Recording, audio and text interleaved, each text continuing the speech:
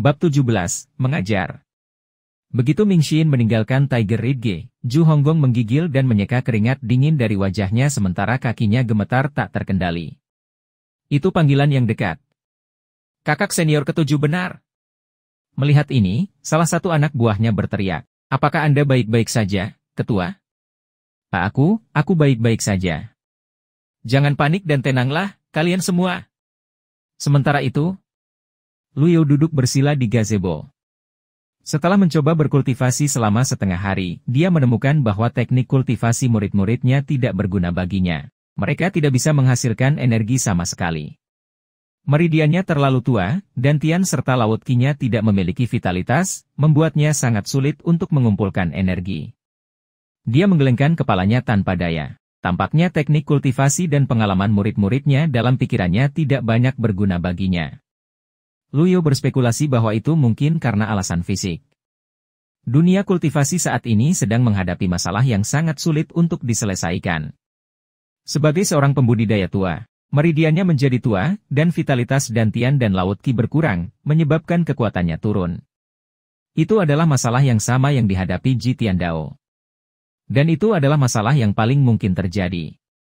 Karena Ji Tiandao semakin tua dan kekuatannya menurun, dia secara bertahap menjadi semakin tidak mengintimidasi murid-muridnya, yang akhirnya menyebabkan pengkhianatan mereka. Oh well, rasanya sangat canggung bagi pria muda berusia 20-an seperti saya untuk berpura-pura menjadi setua dan setegas batu karang. Tapi, dia harus melakukannya. Akan sangat aneh jika dia melompat-lompat seperti anak kecil dalam penampilannya saat ini.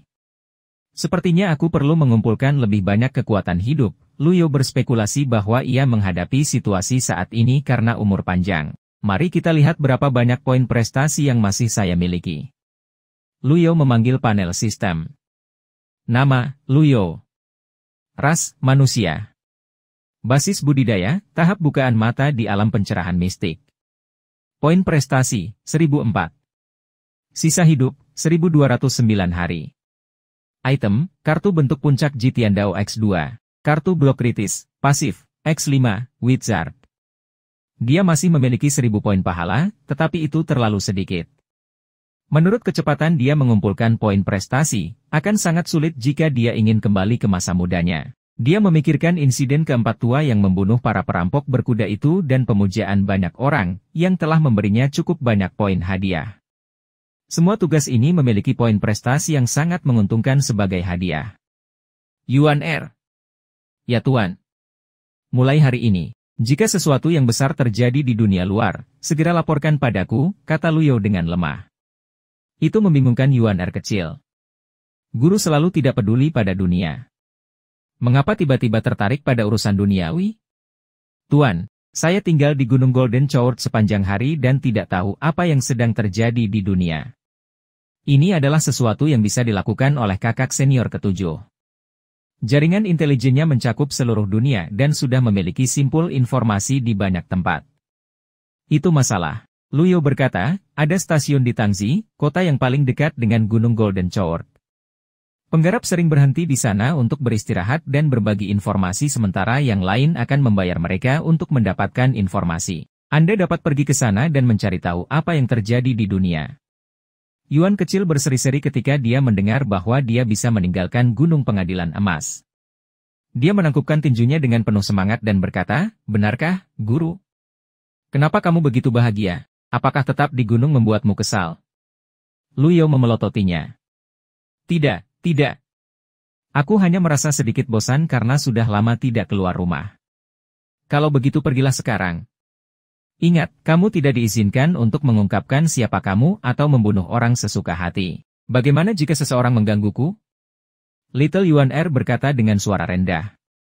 Lu Yu memukul kepalanya dengan satu tangan dan berkata, pergi saja dan lakukan apa yang aku minta. Jangan beri aku begitu banyak alasan. Aduh, pergi sekarang. Bagaimana Little Yuan Er bisa diganggu oleh orang lain? Ya Tuan. Yuan Er kecil terbang dengan gembira dari Gunung Pengadilan Emas.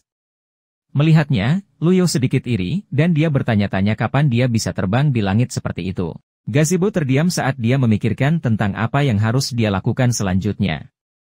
Meskipun Gunung Pengadilan Emas adalah rumah bagi penjahat, tidak menutup kemungkinan bahwa akan ada pembunuh lain seperti Yao Jifeng.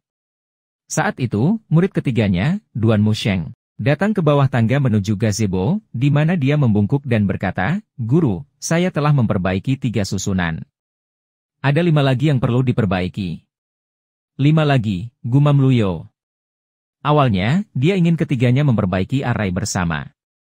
Namun, dengan 2 dari mereka keluar sekarang untuk menyelesaikan tugas yang telah dia berikan kepada mereka, menjadi sangat sulit bagi Duan Musheng untuk memperbaikinya sendiri. Bagaimanapun, butuh banyak energi untuk memperbaiki arai. Terlepas dari basis kultivasi Duan Musheng yang mendalam, dia sendiri tidak dapat menahan penyerapan 8 arai yang konstan. "Tuan, kalau terus begini, aku khawatir aku tidak bisa menyelesaikan tugas memperbaiki sendiri semua larik," kata Duan Musheng jujur.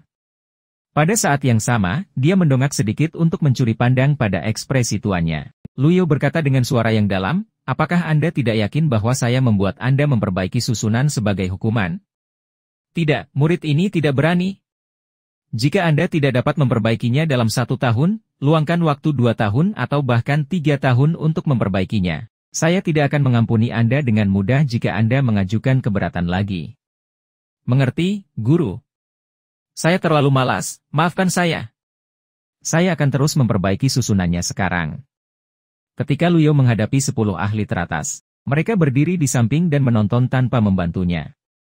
Sekarang, dia hanya menghukum mereka dengan meminta mereka memperbaiki susunan, namun mereka mendatanginya dan mengeluh.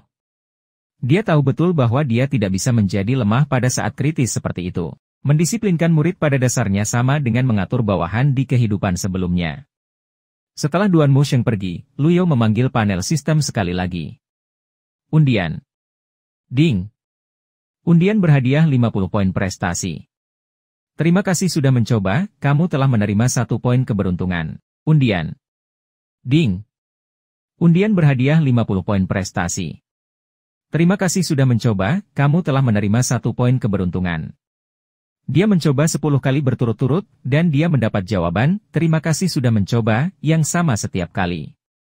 Akibatnya, poin pahala turun 500, dan dia juga mengumpulkan 18 poin keberuntungan. Sambil mengerutkan kening, dia berkata, "Sistem, dapatkah Anda memiliki sedikit hati nurani? Apakah Anda tidak merasa bersalah menipu poin pahala saya?" Sistem tidak menjawab. Melihat sisa 500 poin prestasi, dia menyerah mencoba peruntungannya dan membuka pusat perbelanjaan. "Saya ingin membeli kartu pembalikan." Ding. 500 poin prestasi dikurangi. Anda telah menerima 1 kartu pembalikan. Sekarang, dia telah menghabiskan semua poin prestasi, dengan hanya tersisa 4 poin. Gunakan. Setelah menggunakan beberapa kartu pembalikan sebelumnya, Luyo menjadi agak tenang dan fokus pada bidang sisa hidup di panel. Benar saja, itu meningkat menjadi 1509 hari. Jika kamu menghabiskan semua uangmu, kamu tidak akan memikirkannya lagi. Jadi, satu-satunya hal yang tersisa untuk aku lakukan sekarang adalah berbaring dan menunggu kematian? Luyo tiba-tiba merasa bosan. Sulit untuk menemukan sesuatu yang berhubungan dengan tubuh tua ini. Di kehidupan sebelumnya, orang tua masih bisa pergi ke taman untuk bermain catur, bermain kartu, atau mengajak jalan-jalan. Ding. Pencarian sampingan untuk menghasut pembelotan Yao Jifeng selesai. Anda diberi hadiah 200 poin prestasi. Ding.